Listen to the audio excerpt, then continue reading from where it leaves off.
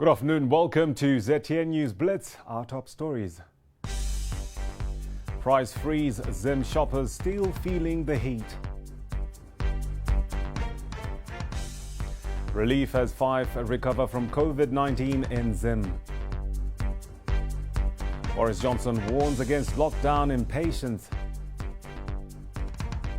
And in sport, golf withdrawn from the 2022 European Championships. Zimbabweans will be in for a bumpy ride as market watchers have warned that government's gentleman's agreement with value chain players is unlikely to result in price stability. Respect Quincy, a financial analyst with financial media firm Equity Access, told ZTN that while government and players were all well-meaning, last week's price moratorium was unenforceable. Over the weekend, most retailers removed price tags from the shelves, leaving consumers to face shock at the tills. So what's happening is because if we are saying these guys went into a gentleman's agreement, it simply means they just got to a common understanding that prices need to go down. But practically, if something is not enforceable at law, it simply means you cannot follow through to try to implement it. So why are prices going up? Prices go up simply because the cost of producing those goods is also going up, and that cost is basically a function of your exchange rate. When the COVID-19 lockdown was implemented, the Zim dollar exchange rate to the US dollar initially recovered before reverting to pre-lockdown levels. The Confederation of Zimbabwe Retailers has pledged to freeze prices to pre-lockdown status.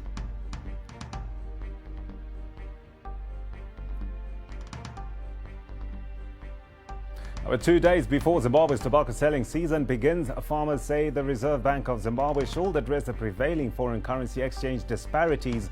Today, the interbank rate is pegged at 25, while the parallel market is in the mid-40s. The farmers, who have since agreed to retain 50% of their earnings in forex, are worried they will access their local currency at an inflated local rate. Zimbabwe Tobacco Association spokesperson Casper Mlambo says farmers want the gap narrowed when payments are made. If you look at the,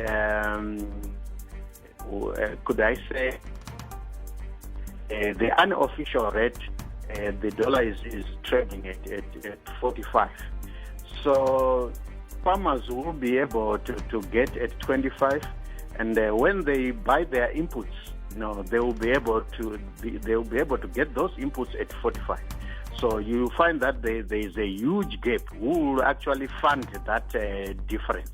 So that's the issue that the farmers are grappling with, to say if the RBZ surely can look at that matter so that the unofficial rate and the official rate, that gap be actually narrowed. 5 people have so far successfully recovered from COVID-19 in Zimbabwe. Now, this is according to latest data released by the Ministry of Health and Childcare. To date, 6,395 people have been tested for COVID-19 and 31 have emerged positive. 4 people have succumbed to the virus, including 82-year-old Gogo Nguni, mother to former Cabinet Minister Sylvester Nguni. Of the 3 latest cases, 2 are suspected to have been in contact with the late Gogo Nguni, while the other one is a 31-year-old male from Harare who arrived from the United Kingdom on April the 13th. To date, 69 contacts of the late Gogo Nguni have been traced and tested. Still with the virus, Zimbabwe says there's poor coordination between private and public health providers in handling the coronavirus. Health and Childcare Secretary Dr. Agnes Mahomva says there must be better interaction for smooth transfer of patients from the public to private institutions. Any private facility intending to manage COVID-19 disease, including testing, isolation and treatment, should duly apply to the Permanent Secretary in the Ministry of Health and Childcare for assessment, approval and registration in line with the Public Health Act provisions. The Ministry has learned and noticed that some private facilities that have not been officially assessed and registered are springing up as COVID-19 clinics. These facilities are operating illegally, are a danger to the COVID-19 patients and communities around them, and should stop operating with immediate effect until they have completed all registration processes. Every crisis produces heroes, men and women who make a difference. Zimbabwe has been on lockdown for the past 4 weeks. Lifestyles have been disrupted and livelihoods affected. Some families have been left without food and other basics. But 35-year-old Samantha Morokozi from Harare's Mount Pleasant suburb has stepped up by providing meals to the less fortunate in Chitungwiza, a place she owes her childhood to. ZTN caught up with Samantha, who explained how her work started.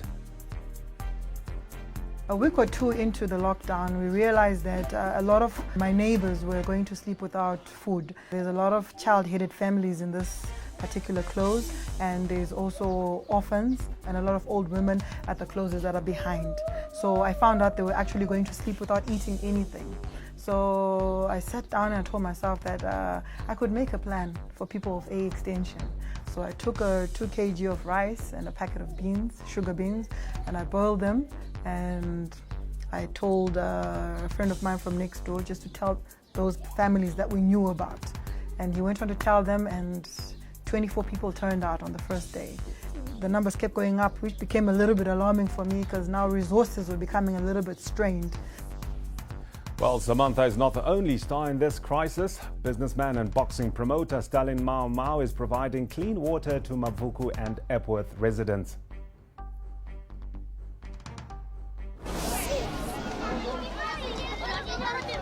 And all in all, as I said, we've so far delivered to more than 25,000 families. And we are continuing with the program beyond even the COVID-19 thing, because the critical shortage of water continues, and it's even worse. And it has been an eye-opener for me, and it will also help other people who can help us to realize the critical shortage of water in these marginalized communities. And we are going to continue with our program every week. And the beneficiaries are forever grateful. Let's hear what they have to say. Dambudziko remvura ndofunga panapa paarea tatoone 3 years tichitambudzika nemvura since mvura isiri kunyatsonaya zvakanaka, saka vazhinji tiri kunowa chakuepweti kwaridemo, of which that water is not good for the people. Ndemvura yatinochera mudhemu apa nasi uno ndopatazviona kuti ingawani mwari aita hake, tawana mvura yakanakawo kuti tionewo kunwa. Zvinonakidza kuti moya nemvura kuti vanhu vakwanise kunga vachikwanisa kuwana mvura yakachena. Kuno mvura iri kunetsa, tatokumbira dai zvabvira chakumwa kutirisa zvinhu zvibhoho chacho chibhoho chedu chimwapo chimwapo, nekuti mvura kuno kutotengeswa mvura yakutotengeswa $5 mugomo, dora kana kuti dollar US pamwedzi. Saka isusu manye dollar US iroro hatikwanisi kuriwana dollar US iroro. Up next, Boris Johnson warns Brits against lockdown impatience. We'll find out why. During this COVID-19 crisis, join Access Forex in delivering food to the underprivileged in our communities. Let's take action. Join the Feed a Million Challenge. Let every Zimbabwean have food on their table. Access Forex, helping you take care of home. Visit www.feedamillion.co.zw. Access Forex, bringing you closer to home. A team of Cuban medics have arrived in South Africa to help the country limit the spread of coronavirus. The Cuban doctors are to be deployed to different provinces. The two countries have close ties as Cuba was instrumental in the fight against white minority rule in South Africa, which did not end until 1994 when anti-apartheid leader Nelson Mandela was elected president. South Africa, with more than 4,500 COVID-19 cases, is one of the worst hit African countries, but it appears to have been successful in slowing down the spread of the virus. Boris Johnson today warned Brits against lockdown impatience as the country is at the stage of a maximum risk in a rallying cry from outside Number 10. The PM warned the nation he will refuse to risk a second wave of cases by lifting restrictions too soon as he came back to work for the first time since his own battle with the virus. Today's address was his first in public since his April the 12th video statement after spending a week in hospital fighting off the bug in intensive care. We would be forced once again to slam on the brakes across the whole country and the whole economy, and reimpose restrictions in such a way as to do more and lasting damage. And so I know it is tough, and I want to get this economy moving as fast as I can, but I refuse to throw away all the effort and the sacrifice of the British people, and to risk a second major outbreak and huge loss of life and the overwhelming of the NHS. And I ask you to contain your impatience, because I believe we are coming now to the end of the first phase of this conflict. Sports is up next as golf is withdrawn from the 2022 European Championships. Don't go away.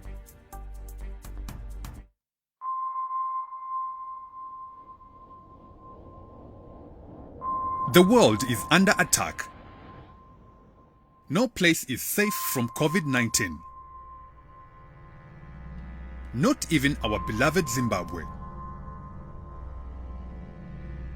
To complement government efforts in the fight against this pandemic, NASA, which falls under the Ministry of Public Service, Labour and Social Welfare, has availed 2 facilities for utilization in combating the deadly virus. The Beitbridge Hotel will be used as a transit isolation center for returning residents from South Africa. Travelers will be required to quarantine for the designated 21 days at the center in our bid to monitor and contain the virus from spreading further. Ekuseni Treatment Center joins the various treatment centers set up nationwide for patients undergoing treatment for COVID-19. NASA has taken a step further by providing our pensioners with a once-off bonus equivalent to a month's pay.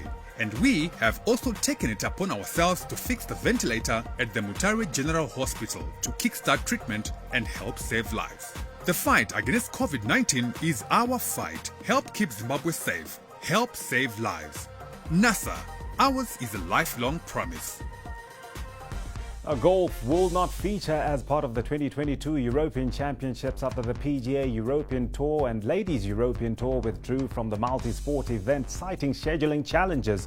Golf was one of the 7 sports to feature at the inaugural edition of the European Championships in 2018, which were held in Glasgow and Berlin. Around 120 golfers were expected over 4 days of play at the course, which has alpine and backdrop. Looking at boxing, Floyd Mayweather Jr. has hinted a possible return to the ring while simultaneously pushing coronavirus social distancing guidelines to the limit by taking part in a workout session at the gym. The 43-year-old hasn't had a professional bout since his TKO triumph over Conor McGregor back in 2017, but mentioned a mystery plan with UFC boss Dana White late last year. In football teams will be able to make up to 5 substitutions under a new proposal from FIFA to help cope with the return to action amid the coronavirus pandemic. The substitutions are being proposed in recognition of the long layoff players have had due to competitions being suspended and the anticipated high volume of matches when and if play resumes. The substitutions will be allowed at a maximum of 3 slots plus the half-time interval to avoid unnecessary stoppages. The proposal is subject to the approval of the game's law-making body, the International Football Association Board, and it is then at the discretion of individual competitions such as the Premier League or the Bundesliga whether or not to implement that. Interesting development there in sport, bringing News Blitz to a close. For more news, you can visit our website, ztn.co.zw, and our other social media platforms. Thank you for watching.